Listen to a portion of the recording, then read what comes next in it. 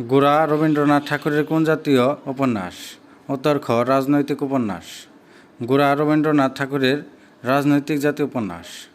কোনটি ঐতিহাসিক উপন্যাস? উত্তর ঘ রাজসিংহ। রাজসিংহ হলো একটি ঐতিহাসিক উপন্যাস। রাজসিংহ উপন্যাস কার রচনা? বঙ্কিমচন্দ্র চট্টোপাধ্যায়।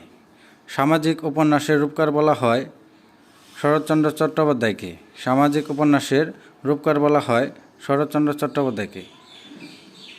নদী ও নারী কোন জাতীয় রচনা? উপন্যাস জাতীয় রচনা। নদী ও নারী হল উপন্যাস জাতীয় রচনা। আনোয়ারা গ্রন্থটি কার রচনা? মোহাম্মদ নজিবুর রহমানের। বটতলার উপন্যাস খ্যাত গ্রন্থের লেখকের নাম কি?